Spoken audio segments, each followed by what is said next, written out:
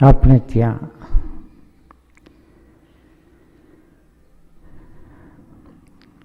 સંસ્કૃત ભાષામાં 3 શબ્દો વપરાય. એક સ્થિતિ છે, એક અવસ્થા છે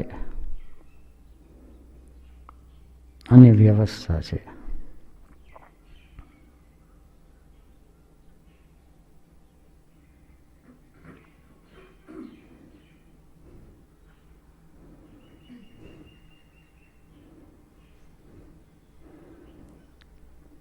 સ્થિતિ છે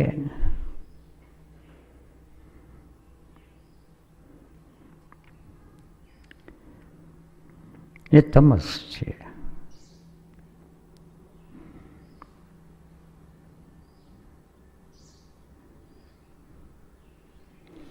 પ્રકાશ ક્રિયા સ્થિતિશીલમ યોગ સૂત્ર છે.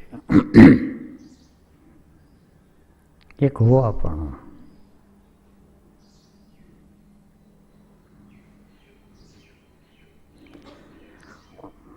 અવસ્થા છે.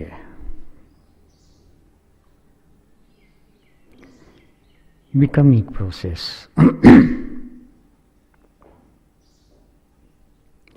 શરીરની અવસ્થાઓ થાય.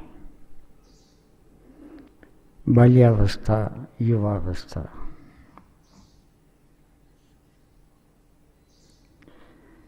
અને એ પ્રમાણે એની વ્યવસ્થા થાય.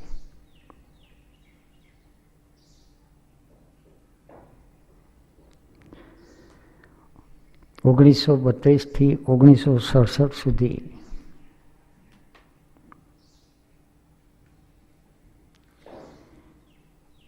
દરેક સંસારી જીવને જેવી સ્થિતિ છે એવી સ્થિતિ હતી.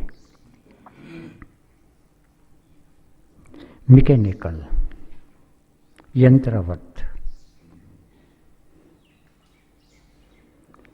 ઇગોસેન્ટ્રિક, મન, બુદ્ધિ, ચિત્ત અને અહંકાર. મનની અંદર કન્ડિશન્ડ માઇન્ડ,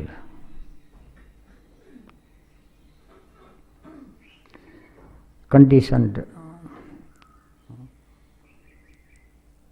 સામાજિક સંસ્કાર. બુદ્ધિ કન્ફ્યુઝ, સંશયગ્રસ્ત, સમાધાન નહીં. જીવન શું છે, શા માટે છે, જીવનનો પ્રવાહ કઈ દિશામાં વહી રહ્યો છે અને જીવનનો પ્રવાહ છે કે કેમ એનું પણ ભાન નહીં.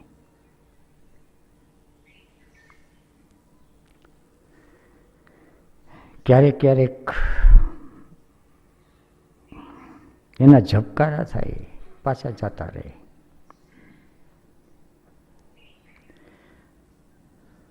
ઓગણીસો 67 થી 1974 એક અવસ્થા પ્રાપ્ત થઈ.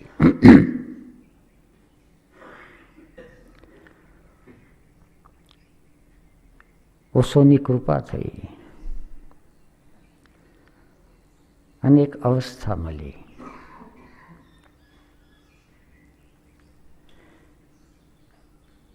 પણ એ અવસ્થા સંસારી જીવો પકડી ન શકે. એ અવસ્થા જેને જેને પ્રાપ્ત થઈ છે એ લોકો કદાચ પકડી શકે, સમજી શકે.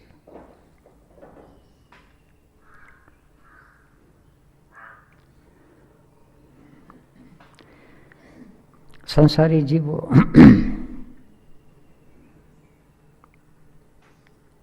ઠીક લાગે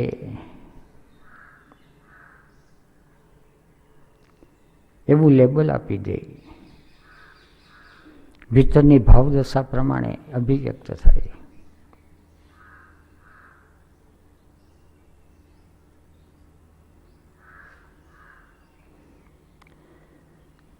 અને અવસ્થા પ્રાપ્ત થયા પછી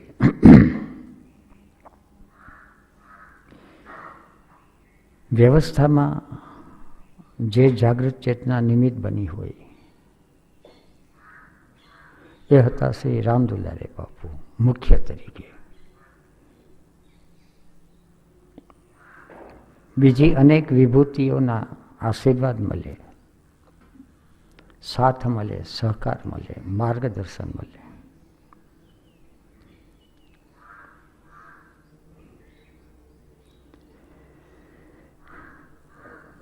પણ વ્યવસ્થા છે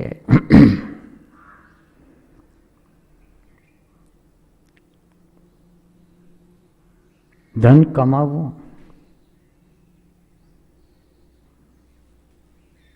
તો એક અવસ્થા થાય. લખોપતિ છે, કરોડપતિ છે, એના નિયમો જુદા હોય. કમાયા પછી એનો વિનિયોગ કરવો, ક્યાં કરવો, કઈ રીતે કરવો, વ્યવસ્થાના નિયમો જુદા હોય.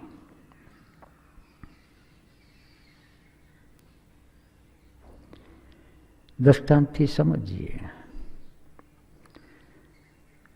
વ્યવસ્થા, રાજકીય વ્યવસ્થા,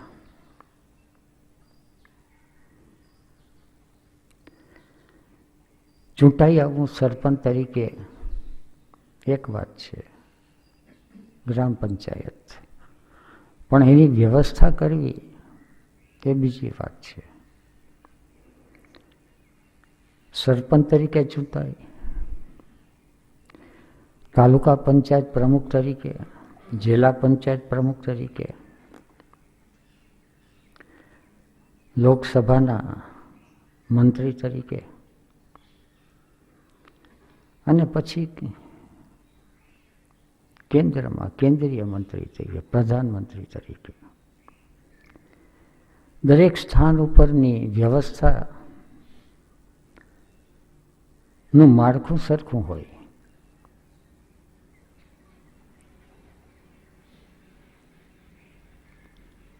પણ વિનિયોગ કરવાના ક્ષેત્ર વધતા જાય. આ જેમ બહાર છે એવી રીતે દેહના ભીતરમાં પણ છે.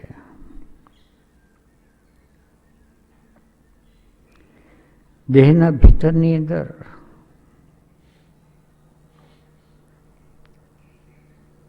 Level of being, centre of gravity,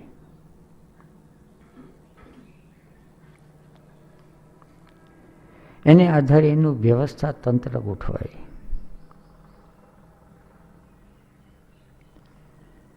ગઈકાલે થોડી વાત થઈ.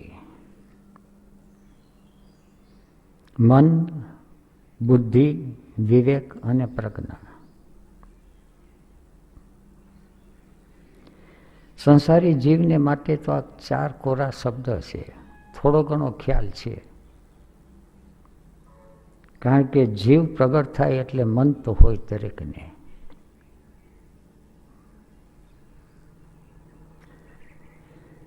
બુદ્ધિ દરેકને હોય એવું નથી, વધઘટ થતી હોય. ગાંડા માણસની અંદર મન તો હોય, નાના બાળકની અંદર મન હોય, પણ મન એક સ્થિતિના રૂપે, એની કોઈ અવસ્થા નહીં, એટલે એની કોઈ વ્યવસ્થા પણ નહીં. નાના બાળકનું મન ક્યારે કઈ રીતે શું થાય કંઈ કહેવાય નહીં. મન થાય તો હસી લે, મન થાય તો રડી લે, મન થાય તો ખાય. ક્યાં ખાવું, કઈ રીતે ખાવું, કેટલું ખાવું, એની કોઈ વ્યવસ્થા નહીં. ચાઇલ્ડિશ.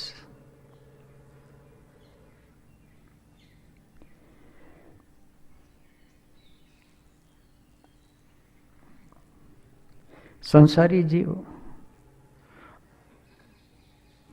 જેનું સેન્ટર ઓફ ગ્રેવિટી મન છે, એને સામાન્ય રીતે મનુષ્ય કે માનવ માત્ર. પછી એ મનને સંસારના માણસો શિક્ષિત કરે, કન્ડિશન કરે. આદિવાસી એની રીતે કરે, શહેરના માણસો એની રીતે કરે, ગામડાના માણસો એની રીતે કરે. મનને કન્ડિશન કરે.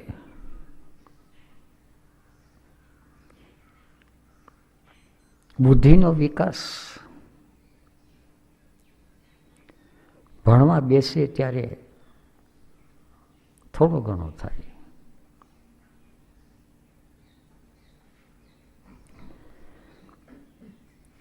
અભ્યાસક્રમમાં એસએસસી થયો, ગ્રેજ્યુએટ થયો, ડબલ ગ્રેજ્યુએટ થયો, કમાતો ધમાતો થયો, સારો બંગલો લીધો,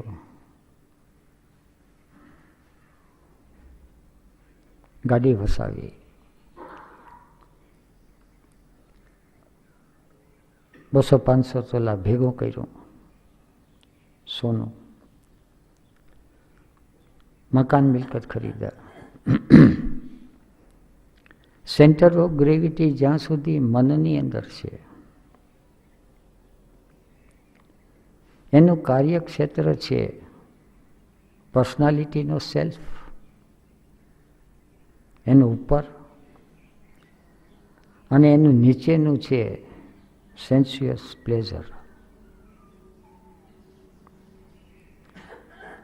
ગુરુજીએફ કહે છે, ગહેરો વિષય છે કે દરેક કોસ્મોસને એક ઉપર અને એક નીચે બંનેથી બંધાયેલા છે અને બંને પ્રત્યે જવાબદારી છે.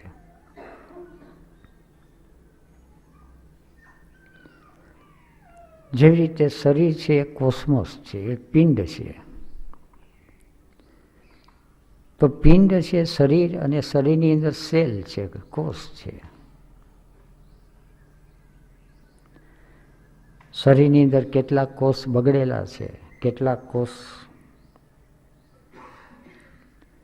એવોલ્યુશન તરફ છે, કેટલાક ઇન્વોલ્યુશન તરફ છે. Blood cell, sex cell, brain cell. અને બીજું શરીર છે એ પૃથ્વી સાથે જોડાયેલું છે. એની ભૌગોલિક અસર, વાતાવરણની અસર,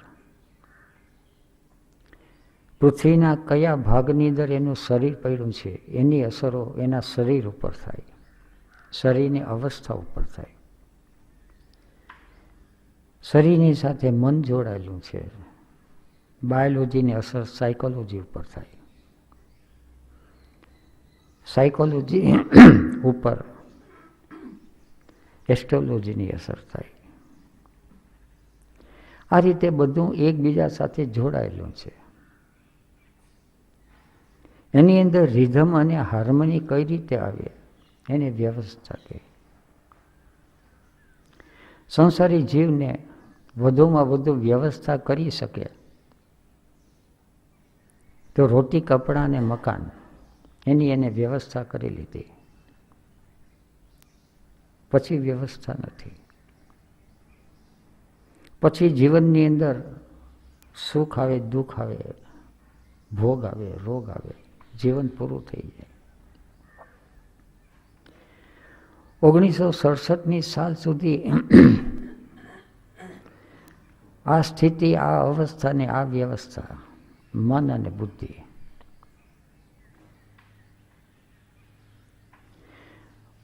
ઓશોનું સાનિધ્ય પ્રાપ્ત થયું અને એક જુદા પ્રકારનો સ્પર્શ થયો.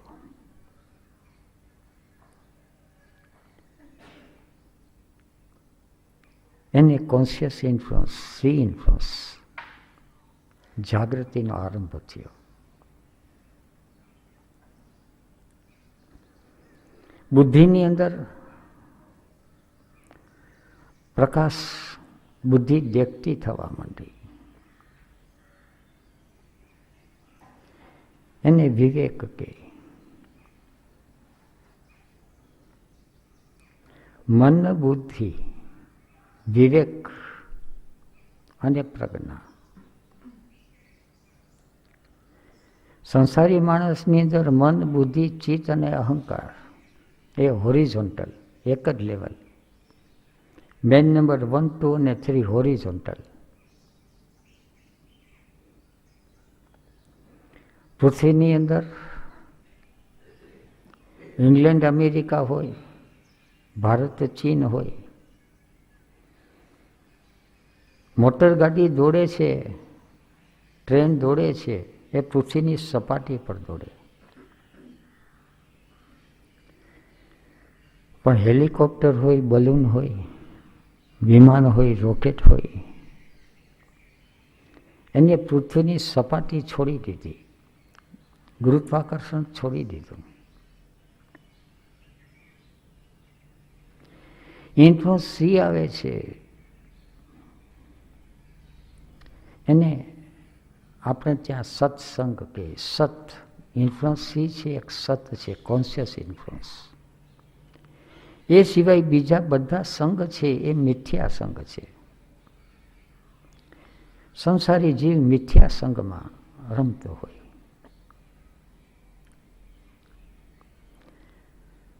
સડસઠ સુધી બાવા સાધુઓને સંગ થયા, પણ મિથ્યા સંગ. માધવપુરના મેળામાં આવ્યા, ઘેરે કોઈ સાધુ સંતો ઓરવા આવ્યા, નિમંત્રણ દે.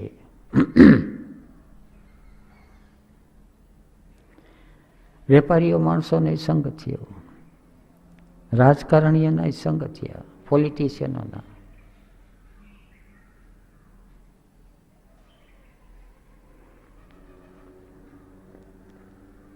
સમાજની અંદર સ્થાન નગર શેઠનું, એટલે સમાજની અંદર જે મુખ્ય વ્યક્તિ હોય સમાજની અંદર,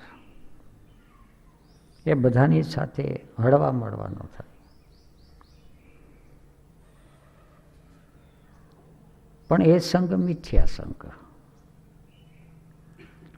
એ તો જ્યારે જાગૃત ચેતનાનો સ્પર્શ થાય ત્યારે ખ્યાલ આવે કે સત્સંગ શું છે, સ્વાધ્યાય શું છે. પુસ્તક વાંચી લે એને સ્વાધ્યાય કહે. સ્વની સાથે ઓળખ થઈ અને એનું ઓબ્ઝર્વેશન થાય, અને માત્ર ઓબ્ઝર્વેશન ન થાય, એનું રાઈટ એનાલાઇઝ થાય. પૃથ્થકરણ થાય, વર્ગીકરણ થાય. એ વિવેક આવ્યા પછી થાય. વિવેક એટલે પરખ શક્તિ. દૂધ અને પાણીને પારખી શકે, બુદ્ધિ ન પારખી શકે. વિવેક.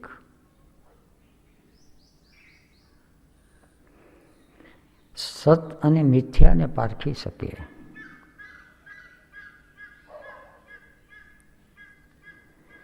વિવેક જાગ્યા પછી સ્વ અને પરને પારખી શકે. ચિત્ત જ્યારે પરલક્ષી બને છે,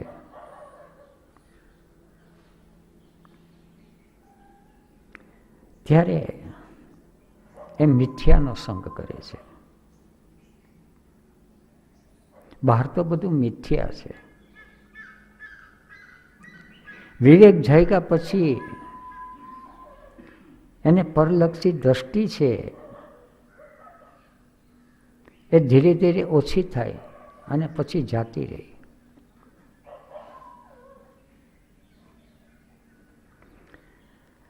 સંસારની અંદર આ વાત ઓછી સમજાય. બીજે કોણ છે, ક્યાં છે, શું કરે છે, કેટલી ભૂમિકામાં પહોંચ્યો છે, આ બધી પરલક્ષી દ્રષ્ટિ. એ પોતાની જાતને બુદ્ધિશાળી માની એ બરાબર છે, એમાં બુદ્ધિ જોઈએ, મેઝરમેન્ટ થાય. કયો ગામ ક્યાંથી કેટલું દૂર છે એ માપી શકે.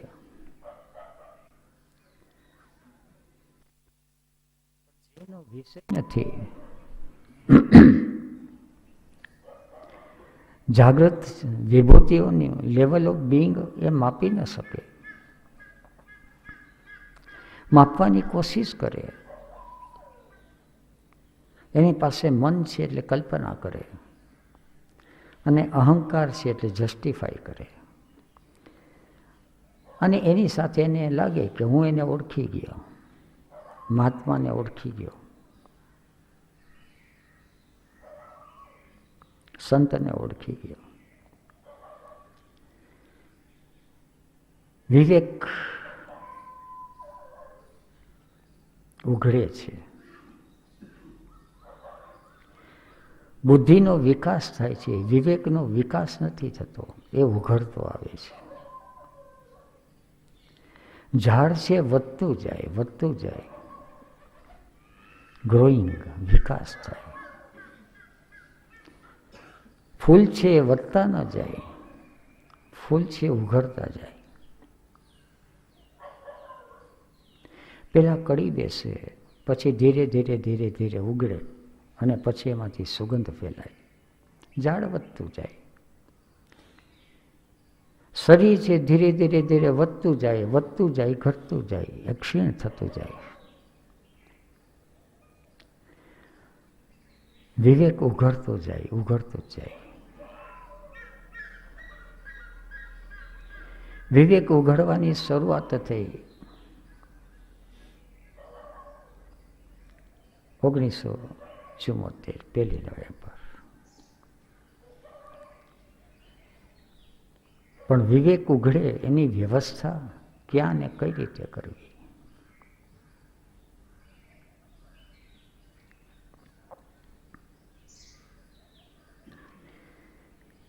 જુદા જુદા પ્રસંગો.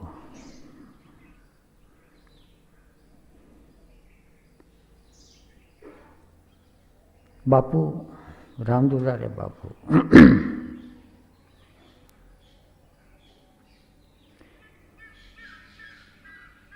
એ ગમે ત્યારે કે ચાલો બહાર નીકળવું છે.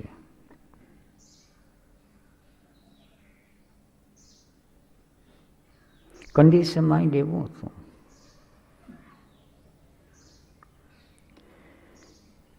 કે નીકળવું હોય તો પહેલા થોડીક તૈયારી, પૂર્વ તૈયારી તો કરવાની રહી. ક્યાં નીકળવું છે એ તો પહેલા નક્કી જોઈએ. માધવપુરમાંથી ક્યાં હોય, બે, કાં પોરબંદર ને કાં વેરાવળ, બે દિશા ખુલ્લી છે. ત્રીજી એક દિશા છે કેશોદ બાજુ, પૂર્વ દિશા. પણ બે મુખ્ય દિશા, ઓશો સંન્યાસીઓ, બે બાજુ વિશેષ.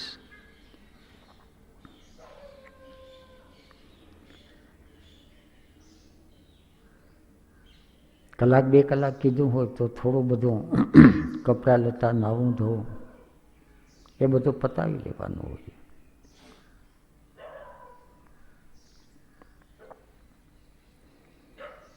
એક મિકેનિકલ હેબિટ હતી.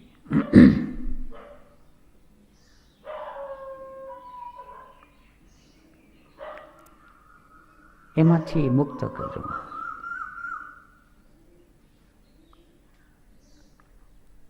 ગમે ત્યાં જવાનું હોય, બાપુનો હુકમ, અત્યારે તો હુકમ શબ્દ એ બોલે વિનંતીના રૂપમાં કે ચાલો હીરાભાઈ નીકળશું ને, અને તો એનો ધાબળો લઈને બહાર ઊભા હોય.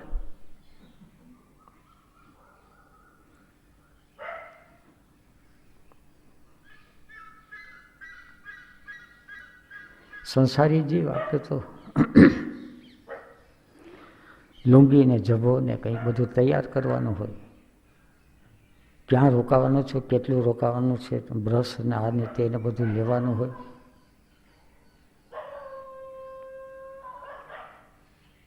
ક્યાં જવાનું છે, ખાવા પીવાનું શું કરવાનું છે, એ કાંઈ નહીં. પછી તો એક થેલી જ રાખી હતી, ખ્યાલ આવી ગયો કે જવાનું છે એટલે તરત જ થેલું લઈને નીકળી જવાનું, એક તૈયારી છે.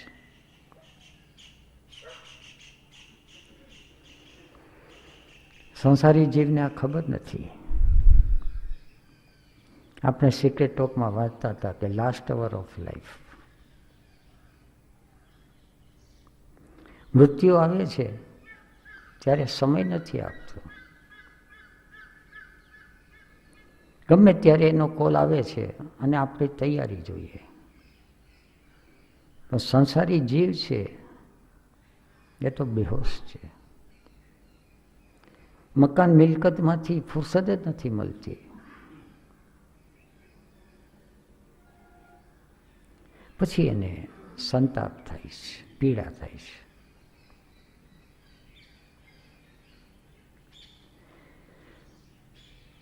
નીકળી પડ્યા, પોરબંદર જવું છે કે ચાલો.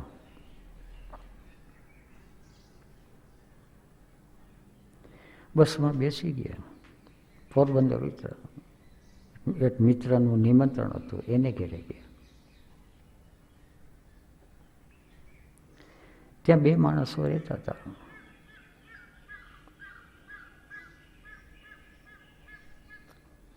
બરાબર બપોરે 12-1 વાગે પહોંચ્યા. 2 માણસ હોય, પહેલેથી ખબર આપી હોય તો રાંધવા ચીંધવાનું કંઈક કરી રાખે.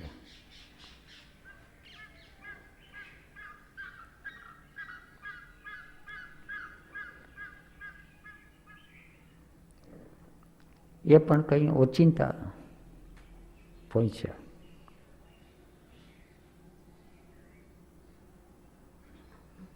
પાંચ 10 મિનિટ થઈ તો કોઈ સગાવાલામાંથી લગ્નનું પીરસું આવ્યું. મેં બાપુએ કીધું, જોયું આપણે માટે કુદરત કેવું આયોજન કરી રાખે છે. સામાના ઘરમાં રસોઈ 2 માણસની જ હતી.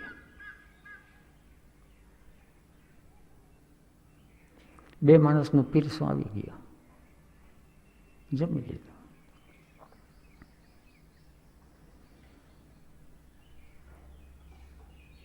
મને કે દરેક જીવની પ્રકૃતિ વ્યવસ્થા કરી રાખે છે. એ પ્રકૃતિનું નિયોજન છે. એના ભીતરમાં આપણે વ્યવસ્થા ગોઠવી લેવાની છે, એને આયોજન કહે.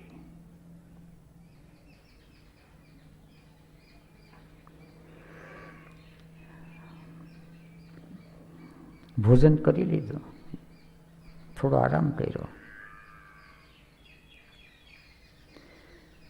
થોડા બધા મિત્રો હતા,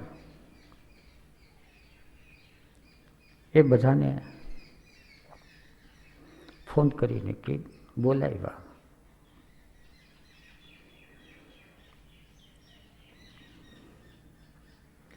બાપુ આવ્યા છે, સત્સંગનો લાભ લેવો હોય તો.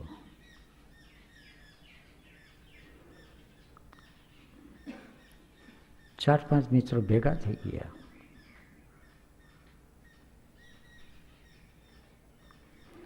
બાપુજી બે ફોન કરીને બોલાવ્યા હતા.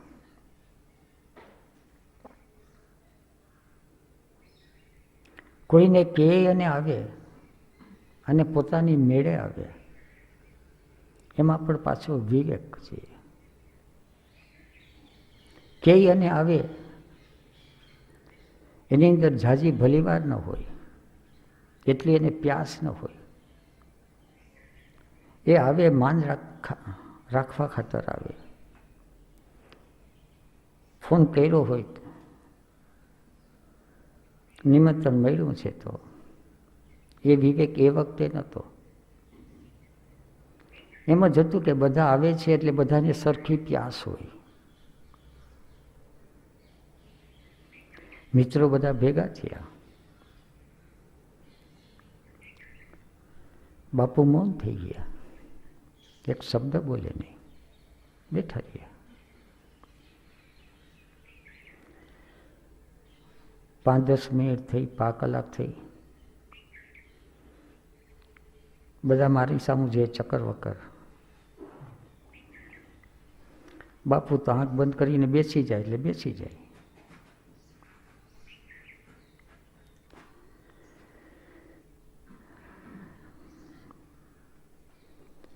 કેટલા મને ઈશારા કરે કે કંઈક બાપુને કંઈક બોલાવો. મને પણ ભીતરની અંદર થોડી થોડી બેચેની થવા માંડી. અત્યારે એને એનાલાઇઝ કરું તો લાગે કે અહંકાર થોડોક ઘવાતો હતો, ફૂલાતો હતો પહેલાં કે મિત્રોને બોલાવ્યા છે.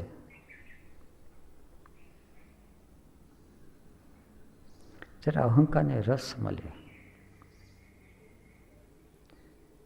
અને કંઈક સત્કાર્ય કર્યું હોય, આપણે નહીં તો આપણે બીજાને તો લાઈને ચડાવ્યા. આવી જાતનો એક મિથ્યા રસ લેતો હોય અહંકાર.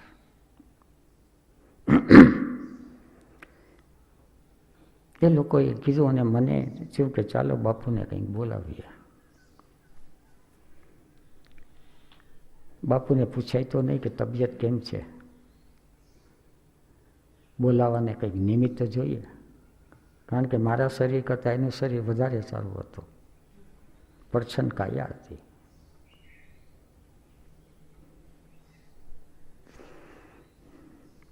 પ્રશ્ન પૂછ્યો. સામાન્ય રીતે દરેક ઠેકાણે વાતચીતનો આરંભ થાય એ રીતે.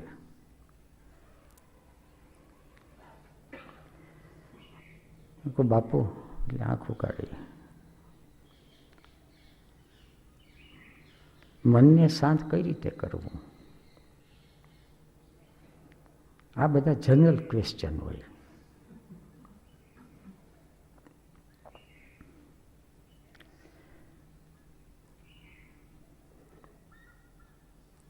બાપુ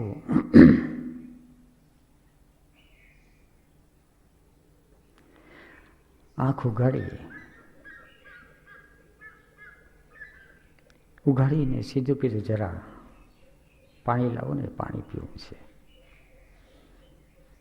એટલે બીજા 4-5 મિત્રો છે બધા ઊભા થયા, રસોડામાં ગયા. પાણી ક્યાં માટલું છે, શું છે તે છે બધું. હું ત્યાં બેઠો હતો. મને કે આ પ્રશ્ન તમને છે કે આ બીજાને દેખાડવા માટે છે? કરીને આંખ મીચી ગયા. ઓલા લોકો પાણી લઈને આવ્યા.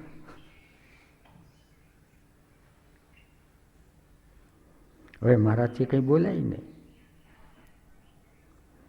પાણી પીધું અને બેઠા રહ્યા, ટકર ટકર જોયા કરે. મારી તો હાલત થઈ. અને મારો તો પ્રશ્ન હતો નહીં, ઓથેન્ટિક પ્રશ્ન નહોતો. હજી એ મન શાંત થયું છે એવું નથી, પણ શાંત કઈ રીતે થાય, શા માટે ચંચળ થાય છે, એનો વિવેક અને એની પ્રજ્ઞા ઉઘાડી દીધી.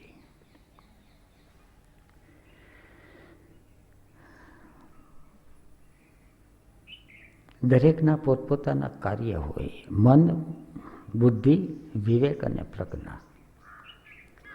પ્રજ્ઞાનું કામ છે દર્શન. દ્રષ્ટા આવ્યા પછી પ્રજ્ઞા ઉઘડે છે, ત્યાં સુધી પ્રજ્ઞા ઉઘડતી નથી. એ જુએ છે, એને દેખાય છે, ભીંત ક્યાં છે, દરવાજો ક્યાં છે, બારી બારણા ક્યાં છે, વેન્ટિલેશન ક્યાં છે, એને સ્પષ્ટ દેખાય. પ્રજ્ઞા દર્શન કરે. વિવેક છે એની અંદર પરખ શક્તિ છે, ડિસ્ક્રિમિનેટિંગ કેપેસિટી. બુદ્ધિ છે એની અંદર નિર્ણય શક્તિ છે, અને મન છે ત્યાં કલ્પના અને કામના. સંસારી જીવ મન અને બુદ્ધિની અંદર ગૂંચવાતા હોય, પરખ શક્તિ નથી. એ કાચને હીરો માની લે.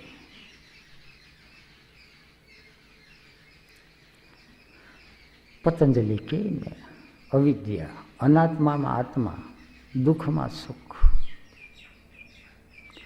કોઈની સાથે લગ્ન કર્યા અને એમ થાય કે સુખ મળશે અને દુઃખી થઈ જાય. વિવેક નથી. બુદ્ધિ તો ઘણી છે, તર્ક ઘણા કર્યા. કોઈ ધંધો કર્યો, થાય કે સુખ થશે પણ દુઃખ મળે. અને ક્યાંય પણ હાથ નાખે સંસારી જીવ, દુઃખમ સર્વમ એવ વિવેકીન. વિવેકીને ખ્યાલ જ આવે છે કે સંસારની અંદર ક્યાંય પણ નાખે,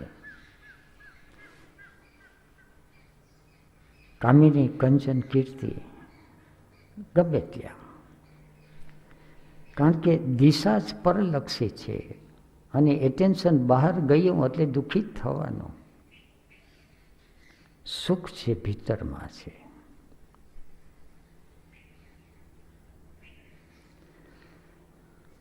વિવેક પછી પ્રજ્ઞા એ ઉઘડે છે. ફૂલ પછી ફળ.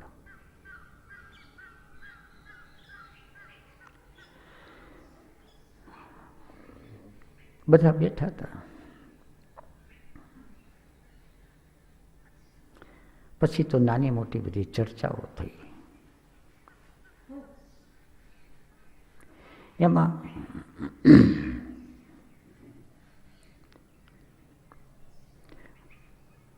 ઝાઝી વાર થઈ એટલે બાપુ સેજ આડે પડખે છે. કીધું કે ઘણું થયું, થોડો આરામ કરો.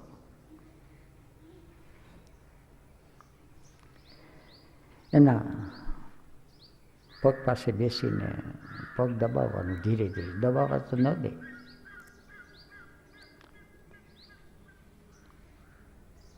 કારણ કે પગને હાથ અડાડીએ તો પગના ગોટલા એવા હતા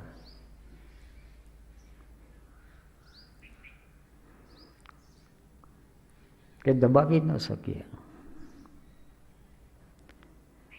હાથી હતા, ખેડૂત ના હતા, તો પણ દબાવવું હોય તો થોડોક ખ્યાલ પડે. મજબૂત હતા. પણ એ બાપુએ સ્વીકાર કર્યો એટલો. તો એક વેદાંતી ભાઈ આવ્યા.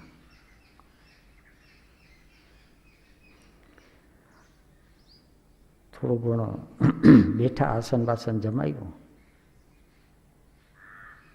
કંઈ ખોખારો ખાધો. પૂછ્યું, સ્વામીજી. એટલે બાપુએ આંખ ઉગાડી સામું પૂછ્યું, જોયું. પ્રશ્ન જ પૂછ્યો કે બ્રહ્મનું સ્વરૂપ કેવું?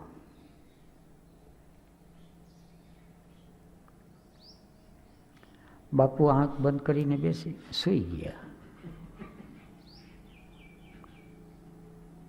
5 મિનિટ થઈ, 10 મિનિટ થઈ, 5 કલાક થઈ. કદાચ ઝાઝી વાર થઈ કે થોડી વાર થઈ હોય, પણ પ્રતીક્ષામાં ને પ્રતીક્ષામાં બહુ વાર લાગી. હું નહીં અકળામણ થાય. ત્યાં તો મેં કહ્યું, બાપુ શું ઉત્તર આપે છે?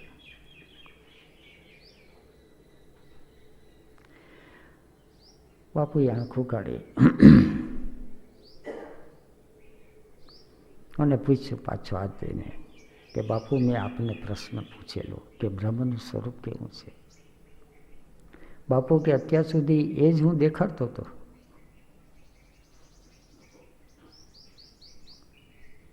પહેલી વાર ખ્યાલ આવ્યો કે જે અનિર્વચનીય છે એ મૌનની ભાષામાં જ સમજી શકાય. Tao cannot be said, and that can be said is not Tao. બ્રહ્મને, આત્મસત્તાને, પરમાત્માને નિર્દેશન કરી શકાય. અને જે લોકો જાગે છે એ સમય આવે ત્યારે એનો ઈશારો કરી શકે કે આ વસ્તુ પકડાય છે. વાંચનથી કે બોલવાથી નથી પકડાતી. અભ્યાસ ઘણો કરેલો, ઘણો એટલે શક્તિ અનુસાર. શંકરાચાર્યને, વલ્ભાચાર્યને શબ્દનો ખેલ મારામારી કરેલી.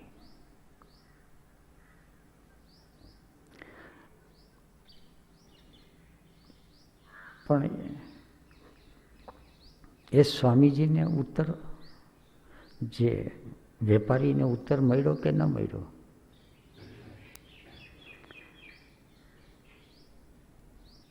બે પાંચ મિનિટ બેસી પગે લાગીને ચાલ્યા ગયા.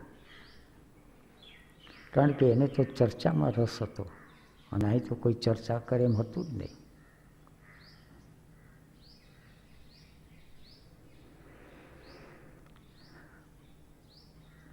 પણ મને મારી બુદ્ધિની અંદર એ વાત ગહેરી રીતે પકડાઈ ગઈ. એ પછી તો લાઓ ત્સે ઉપરની ઓશોની પ્રવચનમાળા થઈ. એના રહસ્ય છે ધીરે ધીરે પકડાવા માંડ્યા. તાઓ કેનોટ બી સેડ, એને કહી શકાતું નથી, એની ચર્ચા ન થાય, નિર્દેશન થાય, સંસારી બાબતોની ચર્ચા થાય. છોકરો કેવો છે, છોકરી કેવી છે, ધંધો કયો કરો, ક્યાં કરો, પણ કુંડલીની ચર્ચા ન થાય, પ્રેમની ચર્ચા ન થાય. પ્રતીતિ થાય તો થાય, ન થાય તો ન થાય. એક્સપિરિયન્સ.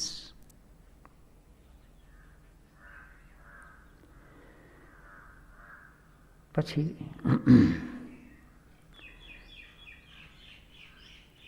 સાંજ પડવા આવી. બધાને થયું કે ચાલો થોડુંક ફરવા જઈએ ચોપાટી સુધી.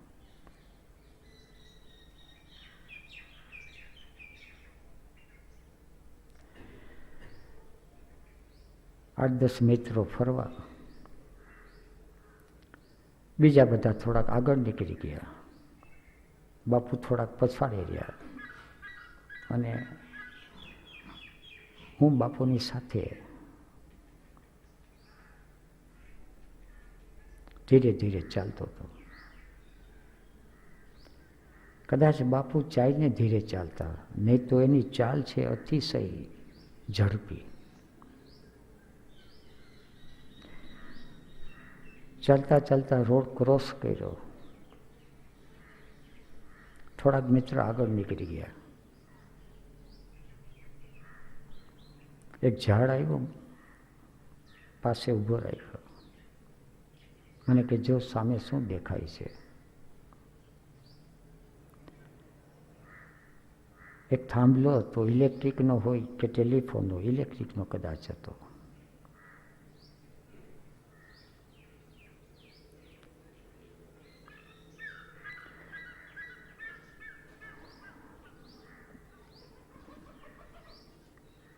મને કે જુઓ થાંભલાને.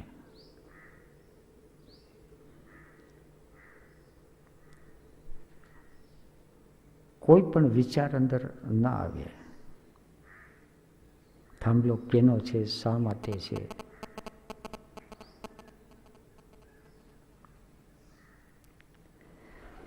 અને એની સાથે એસોસિએટિવ થિંકિંગ શરૂ થઈ જાય.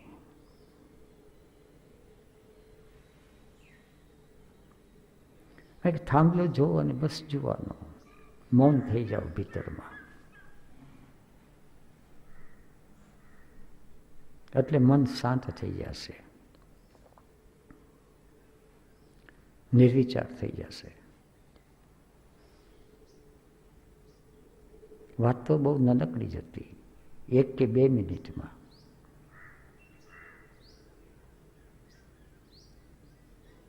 પણ રહસ્ય પકડાઈ ગયું. ક્યાંય પણ જોવાનું થાય તો જસ્ટ સી, જોવાનું. 1974 પછી બધી ધ્યાનની વિધિઓ છૂટી ગઈ. એ વખતે વિવેક જાગ્યો કે there is difference between meditation technique and meditation. ધ્યાનની વિધિથી ધ્યાન અવસ્થા પ્રાપ્ત થાય તો થાય, ન થાય તો ન થાય. સંસારી જીવનું લક્ષ્ય વિધિ પ્રત્યે હોય, ક્રિયાકાંડ. જે લોકો જાગ્યા છે એનું લક્ષ્ય અવસ્થા પ્રત્યે હોય.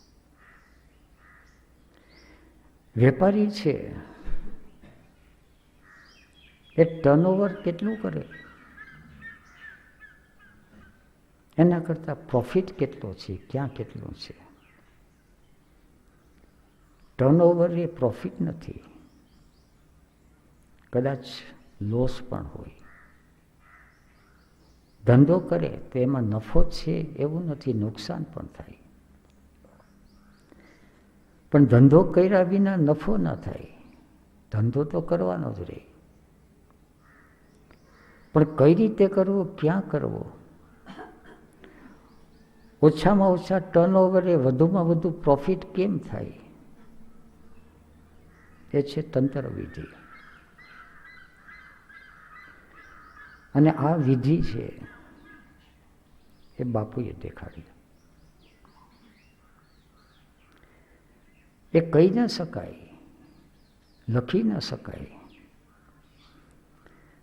સાથે સાથે હરતા હોય, ફરતા હોય તો ઈશારો કરી શકાય. પકડાઈ જાય તો પકડાઈ જાય.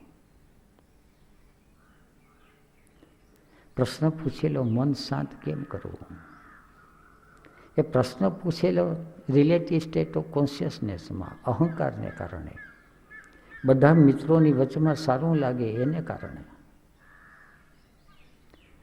ત્યાં પણ ઈશારો કરી દીધો. અહંકારનો એક રસ છે, પણ ખરેખર પ્રશ્ન હોય અને દરેકને હોય જ. તેનો ઉપાય પણ બતાવ્યો.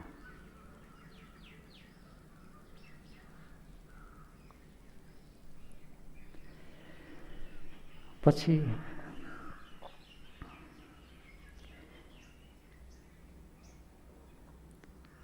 દરિયા ચોપાટી હરવા ફરવા જાય.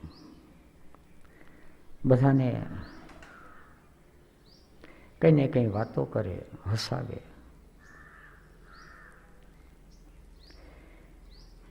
કોઈ પણ વાતની અંદર સિરિયસનેસ નહીં, ગંભીરતા નહીં, ઊંડી ઊંડી મોટી મોટી ચર્ચાઓ કે ફિલોસોફી નહીં, પણ નાના મોટા ઈશારા છે જેને સમજતા આવડતા થાય એ પકડી લેતા. તો સિરિયસનેસ જરા પણ નહીં, પણ સિન્સિયરિટી ટોટલ. બીજો વિવેક ઉઘડો કે what is difference between sincerity અને સિરિયસનેસ. સંસારી માણસની અંદર સિરિયસનેસ આવી જાય. ધંધો કરે તોય સિરિયસ થઈ જાય, ગંભીર થઈ જાય, અને ધ્યાન કરે તોય સિરિયસ થઈ જાય. એની અંદર ટેન્શન આવે ને ટેન્શન આવે એટલે ડિપ્રેશન આવે. સિન્સિયરિટીની અંદર ટેન્શન નહીં. હસીબા ખેલીબા ધરીબા ધ્યાન. હસતા રમતા જાય. બાપુ જાત જાતની જોક્સ કહેતા જાય. અને જોક્સ છે ક્યારેક ક્યારેક તો પોતાના ઉપર, બીજાને નહીં, બીજાને ઉતારી પાડવાની નહીં, મસ્કરી નહીં, પોતાના ઉપર. એક જોક એને યાદ આવી, એ કે હું ફરતો હતો તળાજા બાજુ.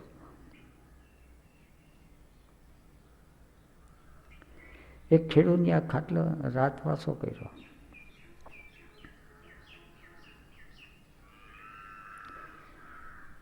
ખેડૂએ ક્યાંકથી દૂધ લાવીને ચા પાણી કર્યા.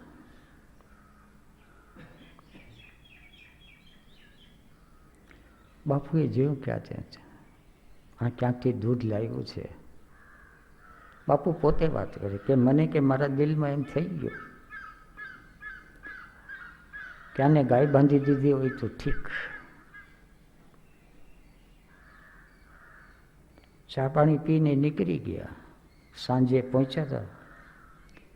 આસપાસની વાડીમાંથી કોઈને કીધું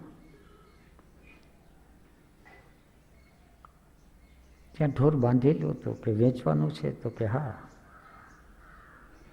કેટલો? તો કે 100 રૂપિયા. 100 રૂપિયા આપી અને એને કીધું કે ત્યાં આ ખેડૂને ત્યાં બાંધી દે. તો એને ખેડૂને ત્યાં બાંધી દીધો. હા, બાપુ થયું કે બહુ નિરાંત થઈ, ચાલો ખેડૂને ત્યાં ગાય બંધાઈ ગઈ. સવાર થઈ, ખેડૂ આવ્યો, થોડો ચિંતાતુર. બાપુ લઈને બાંધી દીધો.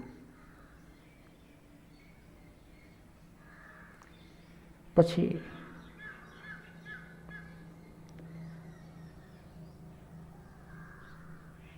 ખેડૂએ ગુજરાતી ભાષામાં વાત કરી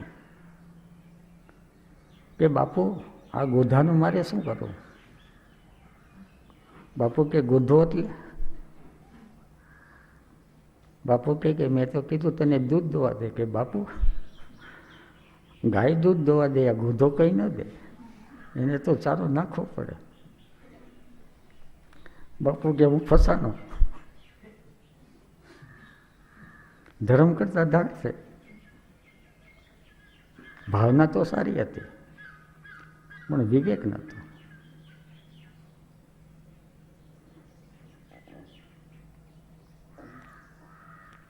હવે જવાબદારી માથે આવી પડે.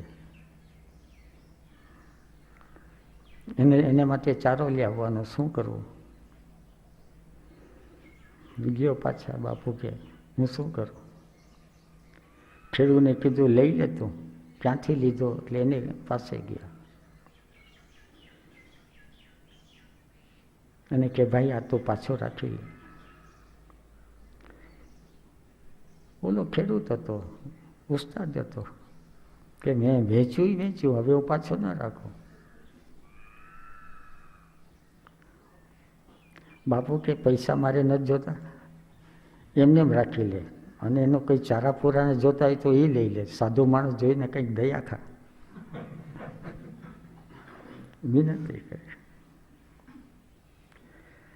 બાપુ કે સંસારના માણસો સાથે હું આ રીતે ફસાઈ જાઉં, જ્યારે જાઉં છું ને ત્યારે. અને ક્યાં ક્યાંય ફસાતા જતા ને કઈ રીતે સંસારી માણસો એને મૂરખ બનાવતા. એ જ્યારે વાતો યાદ આવશે ત્યારે વાતો કરશું. પણ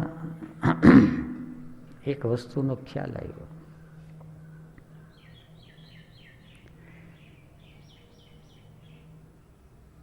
કે વિવેક વિનાનું દાન છે, શેરિંગ છે, એ માથે પડે છે. એટલે તો આપણે ત્યાં પાત્ર જોઈને દાન કરવાનું હોય. સંસારી માણસને તો દરેકને સેલ્ફ ઇમેજ એવી હોય છે કે કે અમે તો બધા પાત્ર જ છીએ. નાના છોકરાને તો બધું લેવાનું મન થાય, પણ શું ખાવું, કેટલું ખાવું, ક્યાં ખવડાવવું, એ બધું જવાબદારી છે એ માતા પિતાની છે. જ્યારે એક સ્થિતિ પ્રાપ્ત થાય છે ત્યારે જવાબદારી અતિશય વધી જાય છે, અને એ જવાબદારીનું ભાન એ ધીરે ધીરે બાપુ એ મને તૈયાર કરવા માંડ્યા, વિશેષ આગળ પછી.